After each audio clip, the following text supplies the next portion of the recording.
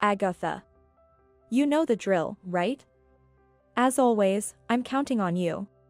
With these words and his usual smile, my boss, Jack, handed me some documents.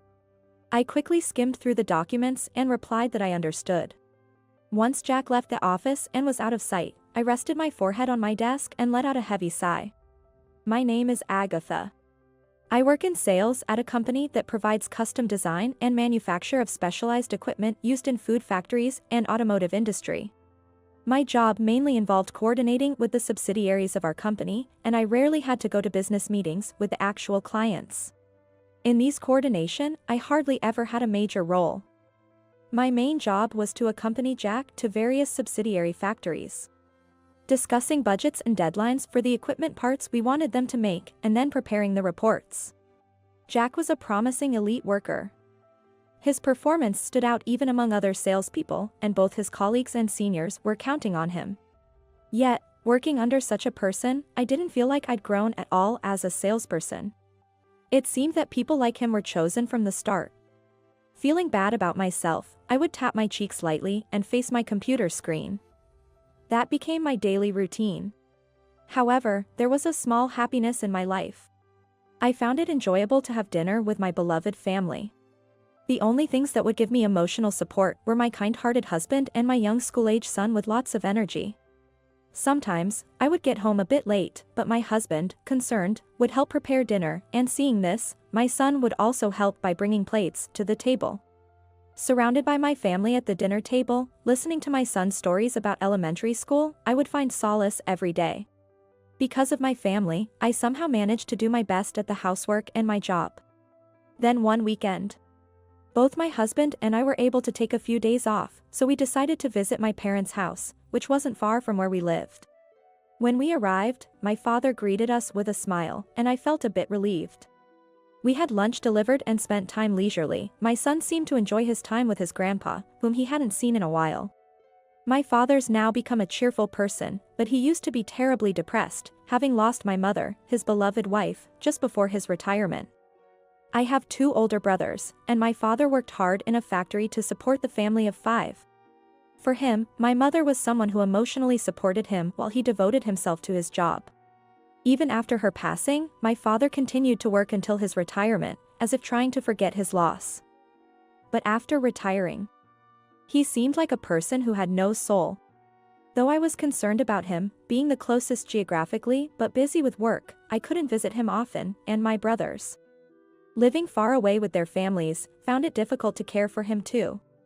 Just when we siblings were worried, our father found joy in a volunteer activity he tried one day. He began living life with a smile, and we, considering putting him in an aged care facility, were deeply relieved. I was reminiscing about all that, having a relaxed moment after lunch, when my father suddenly said something unbelievable. "Oh, that's right. From next week, I'll start working at a factory, owned by the company you work for, Agatha." My father, working at a factory owned by my company. The moment I heard those words, I felt my heart began beating fast. Trying not to show my shock, I gently expressed my concern to my father, pointing out that he didn't need to push himself since he wasn't in need of money. However, he was enthusiastic, explaining that he had gained physical strength from his volunteer activities and would be an immediate asset due to his recent work in a factory. I honestly couldn't agree with my father working, but seeing him so lively and cheerful, I couldn't oppose him strongly, and just nodded silently. In response, he reassured me with a smile, saying that he wouldn't get in my way. One day, after returning from our usual rounds at the subsidiary factories with Jack, he handed me the day's documents with his usual smile and asked if I knew what to do. Forcing a smile, I replied in the affirmative, holding the documents in my hand. As I started to work on the documents, typing on my keyboard, I suddenly heard a male voice nearby and quickly hid the documents. Apprehensively looking towards where the voice came from, I saw President Anderson standing there, smiling at the surprised sales department staff. He said he came to talk to the ace of the sales team after hearing good things from other executives. Of course, President Anderson was here to see Jack, praising him in front of everyone for managing to start production with low budgets and earlier deadlines because of his adjustments. As Jack, in response to the President Anderson's question about his techniques, proudly began to talk about the importance of trust in relationships with factories, I felt a tightening pain in my chest. Pressing my chest to ease the pain, I let out a deep breath after Jack and President Anderson walked away. Then, looking at their diminishing figures, I began creating the report as usual. A few days after this incident, Jack, seemingly motivated by the praise and expectations from President Anderson, brought in a new contract. Accordingly, we went to a subsidiary factory responsible for the production of intricate parts. Following a cheerful Jack, I realized something when we arrived at the factory and went pale. That was the factory where my father said he would be working. Realizing this, I broke into a cold sweat, but knew I had to continue my work as usual. As Jack cheerfully called out to the factory manager, George, and handed him the instruction sheet with a smile, I couldn't bear to watch and involuntarily looked away. This was the usual way of Jack, the ace of sales. Each time, he would set challenging budgets and deadlines for the factory, instructing them on the production and assembly of equipment parts. Even if George and his team reluctantly smiled at those tough conditions, Jack would press on with an unwavering smile. Having financial troubles and yet unable to handle even this level of work after we bailed you out? Well, that's fine. You're not the only option we have. A factory that can't even handle its job properly can be cut off anytime, Jack threatened. This was how Jack would intimidate the subsidiary factories that our parent company had financially revived, leading to George and his team always complying without resistance. When George, with a grim face, was about to nod in agreement, an employee suddenly stood up to defend him. Sorry for interrupting, but isn't that a bit unreasonable? Just because it's a subsidiary factory doesn't mean you shouldn't properly discuss budgets and deadlines. The employee confronted Jack, and that employee was my father. I stood there, dumbfounded. Even the usually compliant George seemed moved by my father's words, opposing Jack for the first time, asking for more time to think it over. Jack's usual smile disappeared, replaced by an irritated look. He clicked his tongue and glared at my father. Why is this old man even working in your factory? Butting in unnecessarily. He should just stick to cleaning toilets at train stations. Jack spat out disdainfully, warning George he'd return the next day, and walked off. Startled, I was about to follow Jack when I met my father's gaze. Frightened by his intense look, I quickly chased after Jack without a word. Back at the office, I was left alone to face the computer, burdened with extra work by the grumpy Jack. I tried to focus on my work, but I couldn't stop thinking about my father defending George and his piercing gaze, repeatedly scratching my head in frustration. Taking a deep breath, I pulled a bundle of documents from my desk drawer. As I stared at them, I had mixed feelings, causing my hands to shake. To calm myself down, I took another deep breath and bit my lip as I again stared at the document. For some reason, I tasted the metallic flavor in my mouth, but I began my final task of the day. The next day, I accompanied Jack to the factory again, with the same instruction sheet as we had the day before. George, appearing in a cold sweat when called by Jack, seemed somewhat emboldened by my father's defiance the previous day, making a rare request to discuss things with Jack. Jack, sighing and annoyed by the trouble caused by my father, told George to bring him there. However, George hesitated and said my father hadn't arrived yet, which prompted Jack to smirk unpleasantly. That old man is late today? Or maybe he got scared and ran away? Jack mocked. I clenched my fists in response to his words, but words stuck in my throat. Realizing there was no further resistance, Jack asked George to comply, demanding his signature of approval on the instructions. As I turned away from a completely disheartened George, the factory's entrance door opened, and my father, with a serious expression, walked in. Seeing my father, Jack twisted his face in annoyance, but the next moment, he turned pale when he saw a group of men in black suits walking in behind my father. It was because those in black suits were the executives of our company, and right next to my father was President Anderson, glaring at us with a cold expression. The executives, coming closer, glared at Jack and sighed, remarking on the true nature of the ace. President Anderson, standing beside my father, began to recount the events leading up to this moment, watching Jack, who looked utterly helpless. Apparently, President Anderson had always felt uneasy about Jack's excessively outstanding performance. He had his suspicions, but never caught Jack red-handed. despite having direct conversations with him and seeing how well Jack obscured his sales tactics. President Anderson, who had been speaking up to that point, turned to my father sitting next to him, smiled, and thanked him for his help. My father also smiled back and said he was glad to hear that. I was astonished to learn about my father's involvement in this whole affair. Then, President Anderson turned to Jack with a smile and slowly began to speak. Well, what about the unfair treatment to George, and the tampering with the instructions and reports? Let's go back to the office and discuss this in detail, shall we? President Anderson said. Hearing his words and being glared at by the executives, Jack began to walk away, looking unsteady. I was about to follow him, hanging my head in shame, when suddenly President Anderson called out to me, which made me tremble.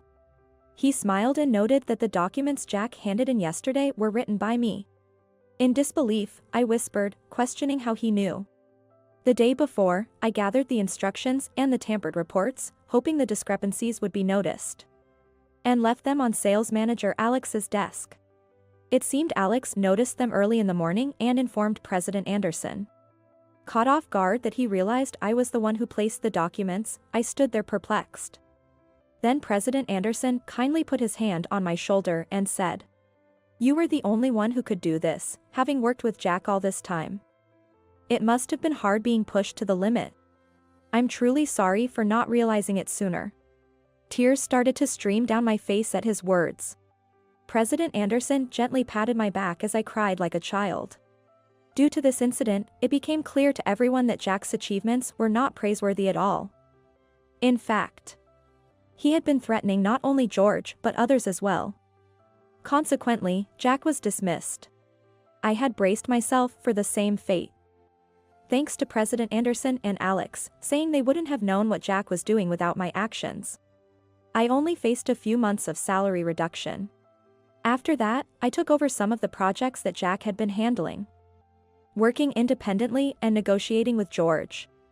I found a sense of fulfillment in setting fair budgets and deadlines. Gradually, I began to regain confidence in myself. As time passed, my performance at work steadily improved, which further boosted my self-esteem. One day after concluding a meeting and having a casual chat with George at the factory where my father was still working, I was about to leave when something struck me. I remembered how President Anderson and my father called each other by their first names that day. Curious, I asked my father about it during his break. He replied with a sly grin, suggesting we meet at a bar after work. Though puzzled by his smile, I returned to work. That evening, I went to the bar to see my father. There, I found him and President Anderson sitting and waiting for me. I obediently took a seat, but I was so surprised to see President Anderson there that I was at a loss for words. Ignoring my astonishment, my father began to share the story of how he met President Anderson. After my mother's death, my father felt a deep emptiness staying all by himself at home and started frequenting this nearby bar. One day, he overheard a group of men, around his age, discussing old games like marbles and spinning tops. President Anderson, who was one of the men in that group, noticed my father's interest and invited him to join them. This group was involved in a volunteer activity, teaching traditional games to modern children. And they were planning the next activity for the kids. My father, recalling how he had taught my grandson to play yo-yo, shared that story with the group, leading President Anderson to invite him to their next volunteer activity. Trying it out, my father found joy in interacting with the children, which gradually became a new purpose in his life. Moreover, his friendship with President Anderson at the bar added vitality to his life.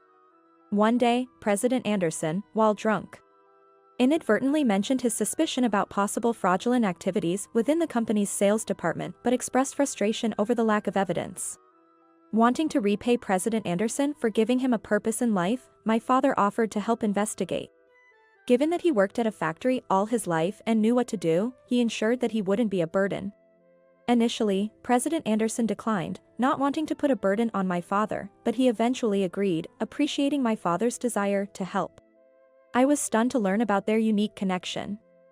My father then turned to me with a surprised and stern look, having not expected his daughter to be involved in such shady dealings. As I lowered my eyes under my father's gaze, he gave a smile and spoke kindly to me. I knew you weren't doing this because you wanted to. Your mother hoped that you would be kind to everyone when you were born.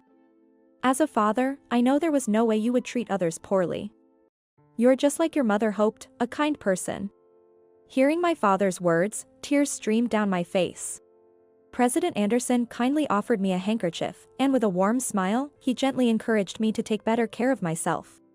My father continues to work at our subsidiary factory, finding joy in his work. He is still active in volunteer work. He happily told me he was a yo-yo master and very popular among the children. With that in mind, I can't afford to be outdone. Determined not to be outshone by my father, who's enjoying life so much at his age, I took a deep breath and greeted George, the factory manager, with a smile. "Good morning. Thank you for always being so helpful. May we discuss the next request?"